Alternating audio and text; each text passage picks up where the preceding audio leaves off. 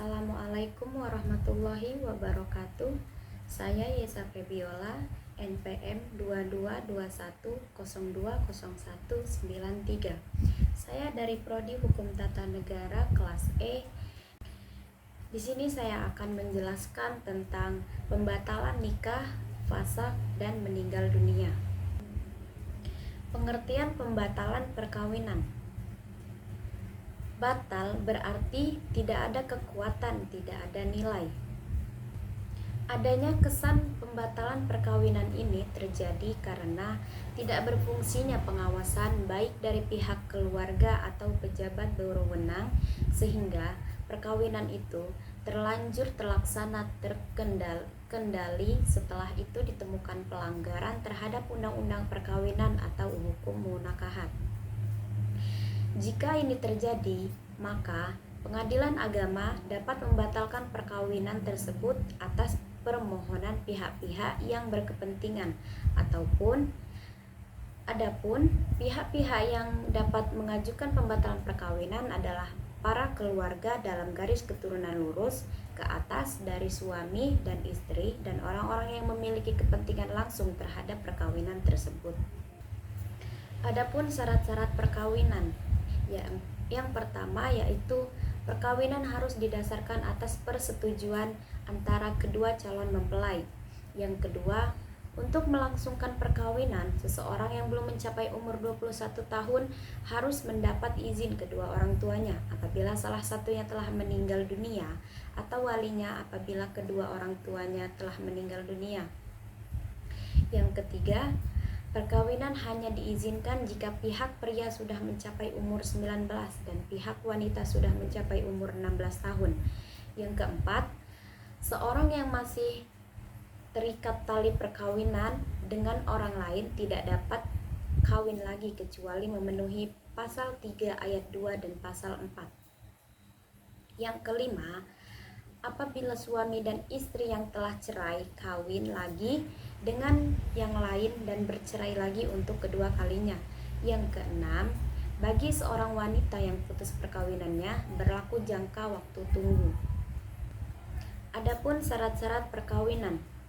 Syarat perkawinan secara formal dapat diuraikan menurut pasal 12 Undang-Undang Nomor 1 Tahun 1974 direalisasikan dalam pasal 2 sampai dengan pasal 13 Peraturan Pemerintah Nomor 9 Tahun 1975.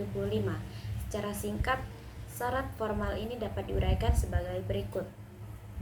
Setiap orang yang akan melangsungkan perkawinan harus memberitahukan kehendaknya kepada pegawai pencatat perkawinan di mana perkawinan itu dilakukan sekurang-kurangnya 10 hari sebelum perkawinan dilangsungkan. Pemberitahuan dapat dilakukan lisan ataupun tertulis oleh calon mempelai atau orang tua walinya.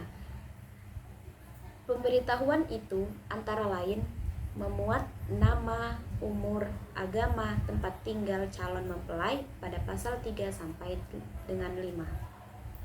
Setelah syarat-syarat diterima, pegawai pencatat perkawinan lalu diteliti apakah sudah memenuhi syarat atau belum.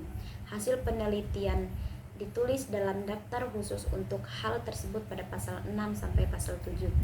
Apabila semua syarat telah dipenuhi, pegawai pencatat perkawinan membuat pengumuman yang ditandatangani oleh pegawai pencatat perkawinan yang membuat antara lain: yang pertama, nama, umur, agama, pekerjaan, dan pekerjaan calon pengantin. Yang kedua, hari, tanggal, jam, dan tempat perkawinan akan dilangsungkan. Selanjutnya ada fasakh.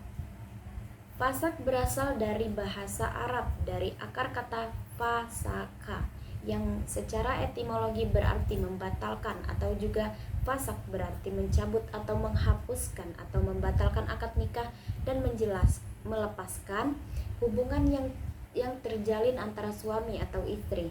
Manakala menurut Kamus Besar Bahasa Indonesia, fasakh adalah hak pembatalan ikatan pernikahan oleh pengadilan agama berdasarkan hak pembatalan ikatan pernikahan oleh pengadilan agama berdasarkan dakwaan atau tuntutan istri atau suami yang dapat dibenarkan oleh pengadilan agama atau karena pernikahan yang telah terlanjur menyalahi hukum pernikahan.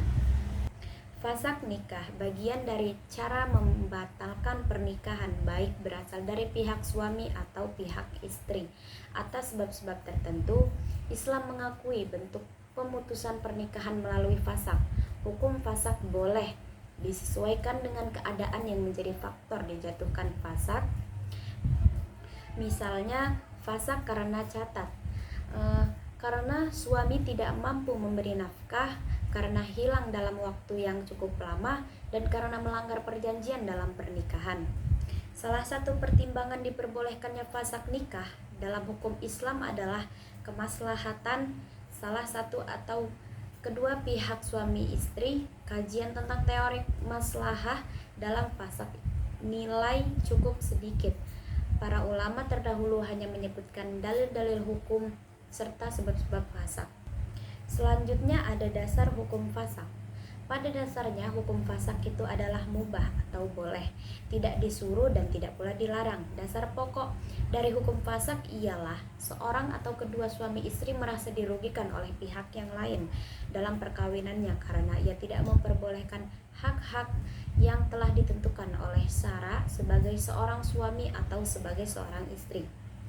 Akibatnya, salah seorang atau kedua suami istri tidak sanggup lagi melanjutkan perkawinannya, atau kalaupun perkawinan itu dilanjutkan, juga keadaan kehidupan rumah tangga diduga akan bertambah buruk. Pihak yang dirugikan bertambah buruk keadaannya. Sedangkan Allah tidak menginginkan terjadinya keadaan yang demikian. Fasakh nikah diperbolehkan bagi seorang istri yang mukallaf atau baligh dan berakal kepada suaminya yang kesulitan harta atau pekerjaan yang halal sebesar nafkah wajib ukuran minimal yaitu 1 mud, atau kesulitan memberikan pakaian wajib ukuran minimal yaitu pakaian utama yang harus dimiliki. Oleh karena itu, fasakh tidak bisa dilakukan lantaran suami tidak bisa membelikan lauk pauk meskipun makan tidak terasa enak. Sekian dari saya, mohon maaf jika ada kesalahan. Saya akhiri. Wassalamualaikum warahmatullahi wabarakatuh.